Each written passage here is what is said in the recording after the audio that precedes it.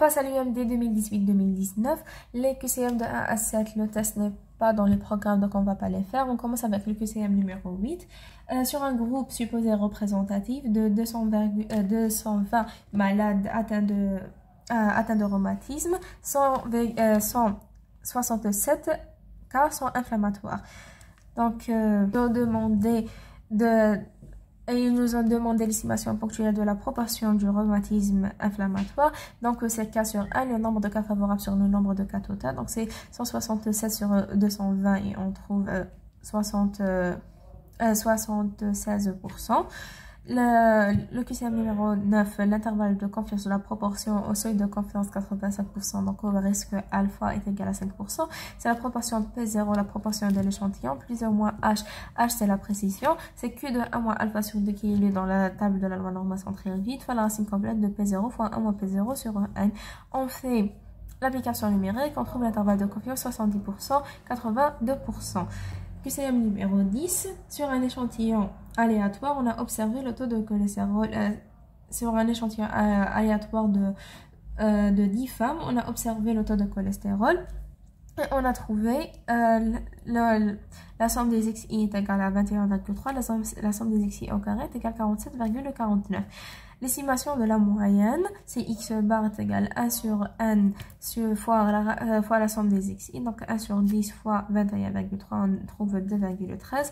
QCM numéro 11, estimation de la variance. Donc, on commence par calculer la variance de l'échantillon, puis on calcule la variance améliorée, c'est la variance de la population. Donc, S' est égal à 1 sur 1, la somme des xi au carré moins x bar au carré. Donc 1 sur 10 fois 47,49 fois moins 2,13 au carré. On trouve 0,2121. S au carré. Désolé, c'est au carré.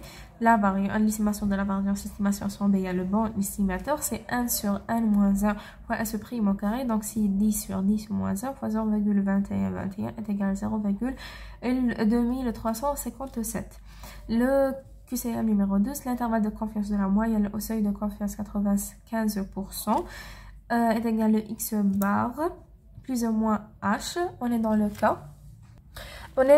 cas que l'écart-type de la population est inconnu et n est inférieur à 30. On doit supposer que x suit la loi normale de moyenne mu de la population et sigma carré l'écart-type de la population. H est égal à t de alpha n moins 1 qui est dans la table de la loi du student fois s'. L'écart-type de l'échantillon sur racine de n-1 ou bien l'écart-type de la population sur racine de n. On fait un petit rappel, S au carré est égal à 1 sur n-1 S' au carré. Donc S' au carré sur n est égal à S' sur n-1. Donc S sur racine de n est égal à S' sur racine de n-1. C'est pour ça qu'on fait soit S' sur racine de n-1 sur S fois sur racine de n. Donc pour trouver T de n-1 alpha, notre alpha est 5%, 0,05. N est égal à 10, donc on trouve n, moins 1, 10 moins 1 c'est 9. Au risque alpha est égal à 0,05, c'est 2,262. Fois S, on l'a trouvé, c'est 0,2355 sur 10. On trouve l'intervalle de confiance. Comme j'ai dit, n est égal à 10, S inférieur à 30. On doit supposer la normalité de la population. On passe au QCM numéro 13 avec une variance réelle de 0,22 et une précision d'au moins 1%. Le nombre minimal de sujets nécessaires est. Donc, pour une précision de moins de 1%, donc H est inférieur ou égal à 1%. H commence à la précision CP de TC de Z1 moins alpha sur 2 fois la variance sur racine de 1 est inférieur ou égal à 0,01. Car on est dans le cas où n est supérieur à 30, car on est dans le cas où sigma est connu, donc c'est sigma, la variance réelle sur racine de n, donc on fait au carré des deux côtés, on monte n là, on descend 0,01, on fait l'application numérique et on trouve que n est égal à 8452, et on prend alpha est égal à 5%. QCM numéro 14, passe au QCM numéro 14, c'est un QCM question de cours qui nous demande est-ce que l'intervalle de confiance est de temps plus large. en fonction du risque alpha, en fonction de la taille, etc. On va essayer de faire tous les cas possibles. Donc, commencer l'intervalle de confiance est un estimateur, soit x bar, soit sigma prime ou sigma, soit la proportion plus h. H, c'est la précision. Donc, les estimateurs, on les calcule, ils ont une donnée, c'était des estimateurs ponctuels, ils ont une valeur unique. Mais h, elle dépend. H, commencer, elle dépend de la valeur calculée z 1 moins alpha sur 2 était n moins a alpha fois l'estimateur, ça dépend. Si on est dans le cas d'un intervalle confiance de la moyenne, ou bien de la variance, ou bien de la proportion, fois sur racine de 1. Donc, on commence par la taille de l'échantillon. C'est la taille de l'échantillon, elle augmente. Donc, h, elle diminue. Commencer, bon, une petite astuce. 1 sur plus l'infini est égal à 0. Donc, donc, quand la taille de l'échantillon est plus grande, h, elle diminue. Donc, l'intervalle de confiance diminue. Donc quand n قد ما كانت n كبيره قد ما h تكون صغيره قد ما الانترفال دو كونفيونس يكون صغير سواء نخدموها هكا سواء نخدموها بلا لوجيك قد ما كانت n كبيره قد ما نقربوا لا بوبولاسيون دونك قد ما انا نقربوا القيمه الحقيقيه تاع اكس بار يعني نقربوا القيمه الحقيقيه تاع لا موين تاع لا بوبولاسيون دونك قد ما الانترفال دو كونفيونس يكون صغير باسكو كونوا انا نقربوا. Mais si n تكون صغيرة donc رانا بعد بزاف على la population donc l'intervalle de confiance يكون plus large ou bien mathématiquement qui n تنقص على 0 c'est plus l'infini donc h تزيد comment c'est l'intervalle de confiance هي هذاك l'estimateur plus h moins h donc قد ما زاد ال h قد ما يكبر l'intervalle de confiance يولي plus large. Donc, lorsque n augmente, h diminue la précision et l'intervalle de confiance est plus étroit. Lorsque n diminue, h est plus grand, donc l'intervalle de confiance est plus large. Deuxièmement, h, elle dépend de z 1 moins alpha sur 2 et t de n moins 1 alpha. Donc, plus les valeurs calculées ou plus les valeurs observées dans la table sont grandes, plus h est grand, donc plus l'intervalle de confiance est grand. Plus les valeurs observées dans la table sont petites, plus h est petite, plus l'intervalle de confiance est étroit. Alors, deuxièmement, z de 1 moins alpha sur 2, donc alpha c'est le risque. Est-ce que l'intervalle de confiance est plus large lorsque le risque alpha est petit ou bien lorsque le risque alpha est grand? Soit on la logique, soit on mathématiquement. On donne la logique, on la prouve avec la logique. Demain qu'un alpha, le risque est petit. Donc je prendrai moins de risques. Donc 1 moins alpha. 1 moins alpha, le seuil de confiance sera plus grand. Donc j'aurai plus de confiance avec l'intervalle de confiance d'un an. يعني نقولكم راني سور زعما ندو الفا 1% راني سور à 99% des cas que la valeur تاع la moyenne راهي في هذاك l'intervalle de confiance. باش نكون هكاك سور لازم l'intervalle de confiance يكون plus grand pour avoir moins de risques parce que le risque est plus petit. Qui يكون عندي l'intervalle de confiance plus grand, c'est logique que le risque sera plus petit parce que راهو كبير عندي بزاف القيم مي قد ما نصغر الانترفال دو كونفيونس بلو جوري دو ريسك يكون هذيك لا موي لا تكون لو بارامتر تاع لا بوبولاسيون ماشي داخل في الانترفال دو كونفيونس. جيسبر فهمتوني. دونك كي يكون عندنا الانترفال دو كونفيونس بلو غران دونك لو ريسك اي بلو بتي باسكو راني ندي موان دو ريسك تكون هذيك لا فالور تما. مي كي قد ما صغرت الانترفال دو كونفيونس قد ما لو ريسك يكون كبير parce que de confiance قد ما يكون le risque كبير parce que يكون عندي plus de chance يعني plus de malchance que le paramètre تاعي ما يكونش في l'intervalle de confiance ou bien نخدموها بلا seuil de confiance. قد ما كان alpha le risque صغير donc l'intervalle de confiance كبير donc j'aurais plus genre le seuil de confiance تاعي يكون كبير كتر. Donc نولي نقول عندي 99% de chance ولا de بليك لو بارامتر راهو في الانترفال دو كونفيونس. باش نقدر نقول هكا لازم الانترفال دو كونفيونس تاعي يكون كبير كتر. مي كي نصغر الانترفال دو كونفيونس تاعي نولي نقول عندي 90% من الشانس البارامتر يكون تما عندي 80% من شانس البارامتر يكون تما باسكو ديجا راني صغرت بزاف القيم. ابا زعما يكون عندي انترفال دو كونفيونس فيه 100 قيمه تولي فيه 10 قيم دونك سي j'aurai moins de chance يكون هذاك le paramètre يدور في l'intervalle de confiance. J'espère que nous فهمتوني. Deuxièmement نديروها mathématiquement. Donc كي ندي alpha le risque تاعي 10% كي نقرا في لا زاد 1 موان الفا سور 2 نلقاها 1,645. كي ندي نصغر الالفا نديرها 5%. لا فالور تابولي نلقاها 1,96. كي نديها 1% نلقى la valeur 2,58. وحنا عندنا h c'est z de 1 moins alpha sur 2 fois l'estimateur sur racine de 1. donc قد ما كبرت هذه قد ما h la précision تكبر قد ما l'intervalle de confiance يكبر قد ما صغرت هذه h يصغر l'intervalle de confiance sera plus petit. وحنا واش رانا نغماركيو قد ما كانت الفا كبيره قد ما هذه z راهي صغيره donc l'intervalle de confiance يكون plus étroit كما كنا نقولوا من قبل.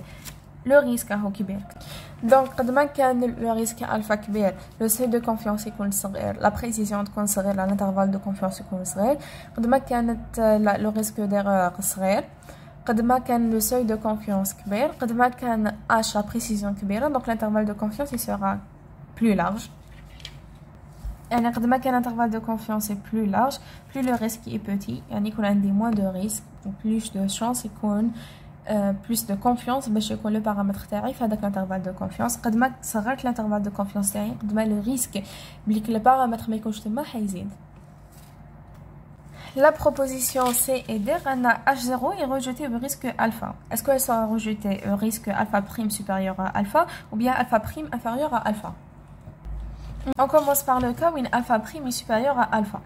Donc, moins alpha prime est inférieur à alpha, moins alpha prime sur 2 est inférieur à moins alpha sur 2, 1 moins alpha prime sur 2 est inférieur à 1 moins alpha sur 2. وحنا كي نشدو لا طابل حنبداو نخدمو بلا طابل تاع لو سون تري ريدويت.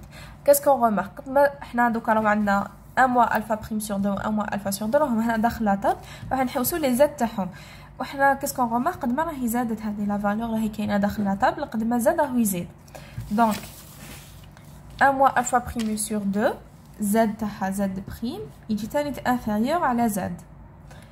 donc وحنا عندنا بليك لا فالور تابولي تاعنا راهي supérieur على z و z prime راهو صغير على z دونك راهو هنايا z prime دونك اذا هي راهي كبيره على z دونك sûrement كبيره على z prime باسكو z prime صغير على z. par exemple لا فالور تاعنا سي 4 و z prime هي 3 z سي 3 و z prime هي 2 ربعة هي كبيرة على 3 لوجيك و زوج صغير على 3 دونك ربعة ثالثة هي صغيرة على زوج كبيرة على زوج. جيسبر تكونوا فهمتوني.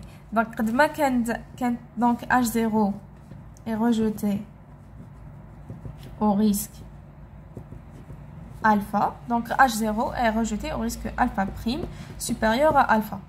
donc لو كان زعما سيو alpha prime inférieur à alpha donc moins 1 moins alpha prime sur 2 جينا supérieur على 1 moins alpha prime alpha sur 2 donc z prime يجينا supérieur على z. donc وحنا دوكا عندنا لا فالور تاع تاست تاعنا راهي كبيره على z و z prime راهي كبيره على و z prime راهي كبيره على z مي ما على بالناش راهي كبيره عليها اسكو كبيره عليها دونك زعما لا فالور تاعنا 4 وهذه 3 مي كوم z prime كبيره على z ما باليش اذا كبيره عليها اكثر من 4 ولا كبيره عليها زعما تجيها 3,5 ولا. donc on peut pas dire directement h0 est rejeté au risque alpha sera rejeté au risque alpha prime inférieur à alpha. هذه c'est faux. elle sera rejetée au risque alpha prime supérieur à alpha. j'espère que nous فهمتوني. donc dans le deuxième cas où h0 est accepté au risque alpha, est-ce qu'elle sera acceptée au risque alpha prime supérieur à alpha ou alpha prime inférieur à alpha? donc on a dans le cas où alpha prime supérieur à alpha, z prime il est inférieur à z. on a le cas où alpha prime est inférieur à alpha, z prime il est supérieur à z. وحنا عندنا inférieur à alpha, z prime est inférieur à z. وحنا عبالنا في la table بليك h0 est accepté donc la valeur du test جي صغيرة على جي inférieur à z. وحنا عندنا z prime هو inférieur à z مي ما باليش إذا راهو inférieur حتى لهنا ولا جاي بيناتهم. donc on peut pas dire بليك lorsque alpha prime est supérieur à alpha z prime h0 est accepté. mais dans le cas où alpha prime est inférieur à alpha donc z prime est supérieur à z وحنا عبالنا بليك la valeur du test راهي inférieur à z و z prime راهو déjà supérieur à z. donc زعما la valeur تاعنا راهي inférieure à 2 و z' est égal 3 donc هي déjà يصغر على زوج donc sûrement حتكون صغيرة على 3. j'espère تكونوا فهمتوا. دوك نديرو un récapitulatif mais من قبل vous êtes انا حبيت نفهمكم هكا باش اون سي جامي تكونوا في الاكزامان ونتلفت لكم عاودوا سيو تخدموا بلا ميم لوجيك تولو ديريكتومون تحلوها مي سينو انا جو بو كونساي تحفظوها ديريكت باسكو vous aurez pas le temps تولو تخدموا كاع هاديه في الاكزامان. donc pour récapituler lorsque h0 donc h0 est rejeté au risque alpha, elle sera rejetée au risque alpha prime supérieur à alpha. Si h0 est accepté au risque alpha, elle sera acceptée au risque alpha prime inférieur à alpha. Et concernant l'intervalle de confiance, il est plus large lorsque h la précision est plus grande, il est plus étroit lorsque h la précision diminue. Lorsque l'effectif n, la taille de l'échantillon n augmente, la précision h diminue, donc l'intervalle de confiance diminue. Lorsque la taille de l'échantillon diminue, la précision augmente, donc l'intervalle de confiance augmente. Lorsque le risque alpha augmente, z de 1 moins alpha sur 2 diminue, donc la précision diminue, donc l'intervalle de confiance diminue. Lorsque le risque alpha diminue, z de 1 moins alpha sur 2 augmente, donc la précision augmente, donc l'intervalle de confiance est plus large. Donc, l'intervalle de confiance varie dans le même sens que h. Lorsque l'intervalle de confiance est plus grand, donc il est plus large, h, la précision est plus grande. L'intervalle de confiance varie en sens inverse avec h. Lorsque, avec alpha, le risque, alpha augmente, l'intervalle de confiance diminue, alpha diminue, l'intervalle de confiance augmente. Et l'intervalle de confiance varie en sens inverse avec n, la taille de l'échantillon. Lorsque la taille de l'échantillon augmente, l'intervalle de confiance diminue. Lorsque la taille de l'échantillon diminue, l'intervalle de confiance augmente. Soit directement, soit la logique, c'est à vous de voir. On passe à l'exercice suivant, QCM 15. On se demande si un traitement T modifie la glycémie X en millimoles sur millilitres des malades qui le reçoivent. On a tiré au sort deux groupes de 49 sujets chacun, donc la taille 49-49. Le groupe T a reçu le traitement et le groupe NT ne l'a pas reçu. Donc on a deux groupes, le groupe T a reçu et le groupe NT n'a pas reçu. Les moyennes et les variances de la glycémie observées dans les deux groupes, c'est x de t, la variance s au carré de t, la même chose pour nt. Donc le QCM 15, est-ce que l'hypothèse nulle testée est que les moyennes sont significativement identiques, ou est-ce que l'hypothèse nulle testée est que les moyennes sont significativement différentes? Donc on a l'hypothèse nulle, elle engage généralement une égalité, il n'y a pas de différence. Donc H0, les moyennes sont significativement identiques. H1, l'hypothèse alternative, elle engage une différence, donc les moyennes sont significativement différents. QCM 16, la valeur calculée du test est. On a deux échantillons et on va comparer entre leurs moyennes et leurs variances. Donc on est dans le cas du test d'homogénéité pour trouver s'il y a une différence significative entre deux échantillons ou s'il n'y a pas. Juste un petit rappel, le test d'homogénéité c'est entre deux échantillons, le test de conformité c'est entre un échantillon et une population. Donc la valeur du test calculé, on va faire le test de l'écart réduit, c'est la valeur absolue de x de t bar moins x de nt bar sur la variance au carré sur n1 plus la variance au carré, donc plus l'écart type au carré, la variance sur n2. On fait l'application numérique 5,9 moins 5,5 sur racine complète de 0,4 sur 49 plus 0,6 sur 49. On trouve la valeur du test calculé est égale à 2,8. QCM 17, la valeur tabulée du texte. Donc, la valeur tabulée du texte, on va comparer à z de 1 moins alpha sur 2, qui est lu sur la table de la loi normale centrée réduite. On trouve 1,96. Donc, pour QCM 18, la conclusion. Pour conclure, on compare la valeur du texte calculé à la valeur tabulée. On trouve que la valeur du test calculé sigma est supérieure à la valeur tabulée, donc H0 est rejeté au risque alpha est égal à 5%. QCM 19, l'erreur de première espèce alpha est de conclure H1 alors que H0 est vrai et de rejeter H0 alors que H0 est vrai. Ça, c'est des questions de cours qu'il faut apprendre. L'erreur de deuxième espèce bêta, c'est de rejeter H1 alors que H1 est vrai et de conclure H0 alors que H0 est vrai.